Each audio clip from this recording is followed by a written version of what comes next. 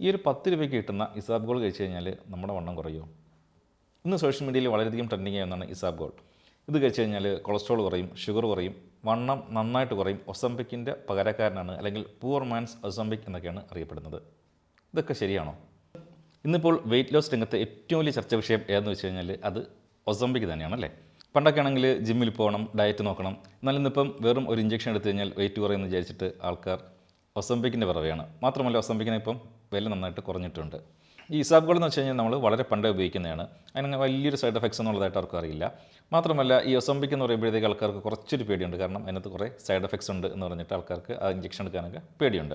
അപ്പോൾ ഈ നാച്ചുറലി കിട്ടുന്ന ഇസാബ്ഗോൾ കഴിച്ചു കഴിഞ്ഞാൽ നമ്മുടെ ഈ ഒസംപിക്കിൻ്റെയൊക്കെ ഒരു എഫക്റ്റ് കിട്ടുമെങ്കിൽ അതല്ലേ നല്ലത്. അപ്പം എന്താണ് ഇതിൻ്റെ യാഥാർത്ഥ്യം എന്നുള്ള കാര്യമാണ് നമ്മളിന്ന് ഈ വീഡിയോയിലൂടെ നോക്കുന്നത്. ഇസാബ്ഗോൾ കഴിച്ചു കഴിഞ്ഞാൽ വെയിറ്റ് കുറയുമോ, അത് എത്ര കുറയും, അല്ലെങ്കിൽ അതിനെന്തെങ്കിലും സൈഡ് എഫക്ട്സ് ഉണ്ടോ, ആർക്കൊക്കെയാണ് കഴിക്കാൻ പറ്റുന്നുള്ള കാര്യങ്ങൾ നമ്മൾ വളരെ വിശദമായിട്ടൊന്ന് നോക്കുന്നുണ്ട്. അപ്പോൾ നമ്മൾ ഫസ്റ്റ് നോക്കേണ്ടത് ഈ GLP-1 ഡ്രഗ്സ് അല്ലെങ്കിൽ ഈ ഒസംപിക് പോലുള്ള ഡ്രഗ്സ് എങ്ങനെയാണ് നമ്മുടെ ശരീരത്തിൽ ആക്ട് ചെയ്യുന്നത്, അല്ലെങ്കിൽ ഇസാബ്ഗോൾ എങ്ങനെയാണ് ആക്ട് ചെയ്യുന്നുള്ള കാര്യം നമുക്ക് ആദ്യം നോക്കാം. രണ്ടും നമ്മൾ നോക്കുമ്പോഴത്തേക്ക് വിശപ്പ് കുറയ്ക്കാനാണ് ശ്രമിക്കുന്നത്, പക്ഷേ രണ്ട് രീതിയിലാണെന്ന് മാത്രം. ഈ ഒസംപിക് എന്ന് വെച്ച് കഴിഞ്ഞാൽ ഒരു ഹോർമോണൽ ലെവലിലാണ് ആക്ട് ചെയ്യുന്നത്. എന്നാൽ നമ്മുടെ ഇസാബ്ഗോൾ എന്ന് വെച്ച് കഴിഞ്ഞാൽ മെക്കാനിക്കലായിട്ടാണ് നമ്മുടെ വിശപ്പ് കുറയ്ക്കുന്നത്. അപ്പോൾ രണ്ടിൻ്റെയും മെക്കാനിസം എന്താ നമുക്ക് ആദ്യം നോക്കാം. അപ്പോൾ നമുക്ക് ആ ഡിഫറൻസ് മനസ്സിലാവും. ഇനി നമുക്ക് ഈ GLP-1 ഡ്രഗ്സ് അല്ലെങ്കിൽ ഒസംപിക് പോലുള്ള ഡ്രഗ്സ് എങ്ങനെയാണ് ആക്ട് ചെയ്യുന്നത് നോക്കാം. ഇത് യഥാർത്ഥത്തിൽ ഡയബറ്റീസിന് വേണ്ടി കണ്ടുപിടിച്ചതാണ്. പിന്നീട് അതിൻ്റെ സൈഡ് എഫക്റ്റ് ആയിട്ട് ആൾക്കാർ മെലിയാൻ തുടങ്ങിയപ്പോഴത്തേക്ക് അത് വണ്ണം കുറയ്ക്കാനുള്ള ഒരു മെഡിസിനായി മാറിയെന്ന് മാത്രം. അതിൻ്റെ ഒന്നാമത്തെ ഫംഗ്ഷൻ എന്ന് വെച്ച് കഴിഞ്ഞാൽ അത് ഇൻസുലിൻ്റെ സെക്രീഷൻ കൂട്ടും. അപ്പോൾ നമ്മുടെ ശരീരത്തിൽ നിന്ന് കൂടുതലായിട്ട് ഗ്ലൂക്കോസ് അബ്സോർബ് ചെയ്യാൻ പറ്റും. രണ്ട്, അത് ഗ്ലൂക്കോഗോണിൻ്റെ പ്രവർത്തനത്തെ കുറയ്ക്കും. അതുകൊണ്ട് നമുക്ക് ലിവറിൽ നിന്ന് കൂടുതൽ ഗ്ലൂക്കോസ് ശരീരത്തിലേക്ക് വരില്ല. രണ്ടെന്ന് വെച്ച് കഴിഞ്ഞാൽ അത് ഗ്യാസ്ട്രിക് എംറ്റിയും കുറയ്ക്കും. അതായത് നമ്മുടെ ശരീരത്തിലെ ദഹനത്തെ അത് കുറച്ചൊന്ന് ഡിലേ ആക്കും. അപ്പോൾ നമുക്ക് വിശപ്പധികം തോന്നില്ല.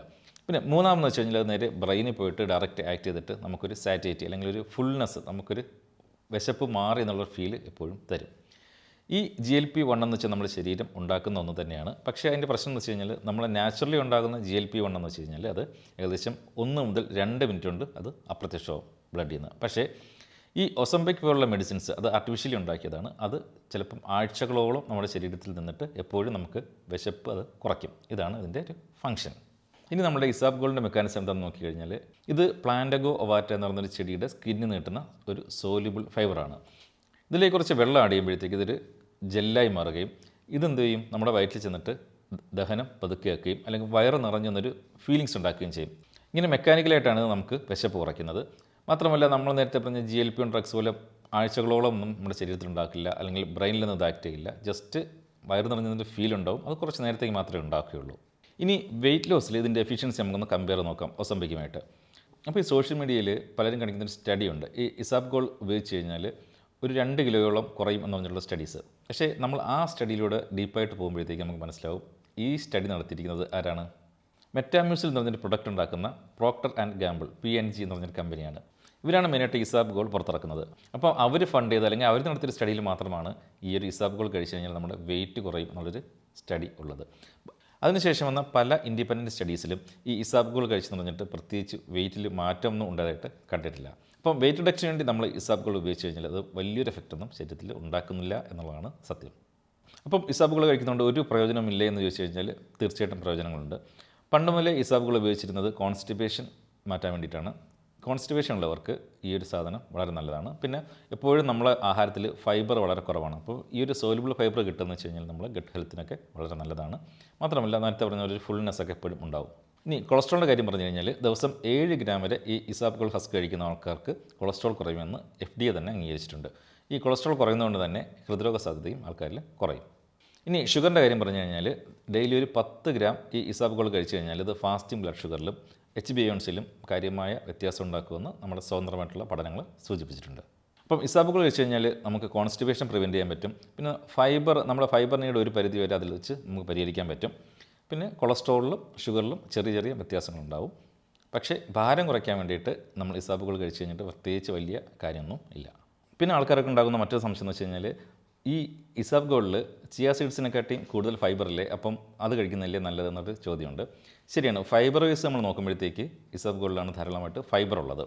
പക്ഷേ ചിയ സീഡ്സ് നോക്കുമ്പോഴത്തേക്ക് അതിനകത്ത് ധാരാളമായിട്ട് omega-3 ഉണ്ട്, കാൽഷ്യം ഉണ്ട്, അല്ലെങ്കിൽ ആൻറ്റി ഓക്സിഡൻസ് ഉണ്ട്. അപ്പോൾ ചിയ സീഡ്സ് എന്ന് പറയുമ്പോഴത്തേക്ക് ഒരു ന്യൂട്രിയൻറ്റ് റിച്ച് ആണ്.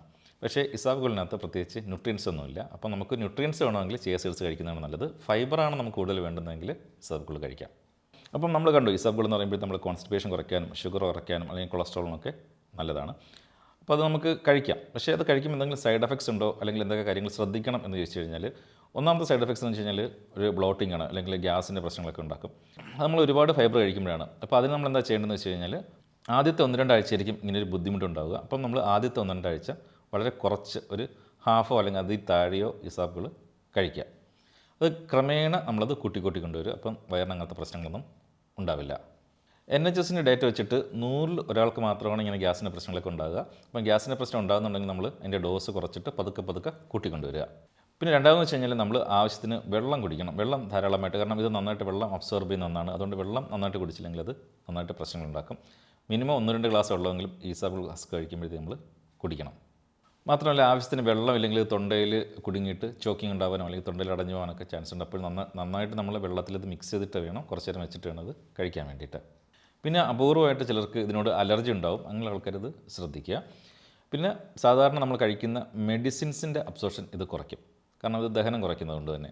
അതുകൊണ്ട് തന്നെ നമ്മളെപ്പോഴും മെഡിസിൻസ് കഴിക്കുമ്പോഴത്തേക്ക് ഒരു 1 അല്ലെങ്കിൽ 2 മണിക്കൂറെങ്കിലും മിനിമം ഗ്യാപ്പ് ഇട്ടിട്ട് ഈ ഇസാബുകൾ കഴിക്കാൻ പാടുള്ളൂ. ഇതൊക്കെയാണ് ഇസാബുകൾ കഴിക്കുമ്പോഴത്തേക്ക് നമ്മൾ ശ്രദ്ധിക്കേണ്ട കാര്യങ്ങൾ. വെള്ളം നന്നായിട്ട് കഴിക്കുക, ചെറിയ ഡോസിൽ തുടങ്ങുക, പിന്നെ എന്തെങ്കിലും മരുന്ന് കഴിക്കുന്നുണ്ടെങ്കിൽ 1-2 മണിക്കൂർ ഗ്യാപ്പ് ഇടുക. അപ്പോൾ ആരൊക്കെയാണ് ഇനി ഇസാബുകൾ കഴിക്കാൻ പാടില്ലാത്ത ആൾക്കാരെന്ന് ചോദിച്ചു കഴിഞ്ഞാൽ, ഒന്നെന്ന് വെച്ച് കഴിഞ്ഞാൽ നേരത്തെ എപ്പോഴെങ്കിലും നമുക്ക് ഇൻറ്റെസ്റ്റിനൽ ഒബ്സ്ട്രക്ഷൻ, കുടലിൽ എന്തെങ്കിലും ബ്ലോക്ക് വന്നിട്ടുള്ള ആൾക്കാർ ഇത് കഴിക്കാൻ പാടില്ല. രണ്ടെന്ന് വെച്ച് കഴിഞ്ഞാൽ എന്തെങ്കിലും കിഡ്നി രോഗമുള്ള ആൾക്കാർ ഡോക്ടറോട് ചോദിച്ചിട്ട് മാത്രമേ ഇത് ഉപയോഗിക്കാൻ പാടുള്ളൂ. പിന്നെ അപൂർവമായിട്ട് ഇതിനോട് അലർജിയുള്ള ആൾക്കാരുണ്ട്, അവരും ശ്രദ്ധിക്കുക.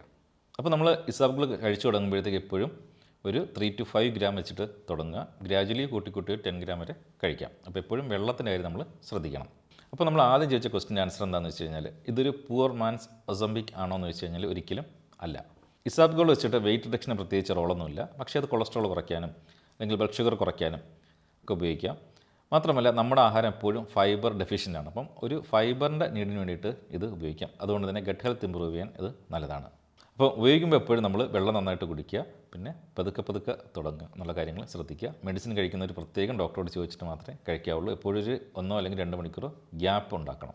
അപ്പോൾ ഇതൊക്കെയാണ് ഇപ്പോൾ സോഷ്യൽ മീഡിയയിൽ ട്രെൻഡിങ് ആയിക്കൊണ്ടിരിക്കുന്ന ഇസാബുകളിനെ കുറിച്ച് എനിക്ക് പറയാനുള്ളത്.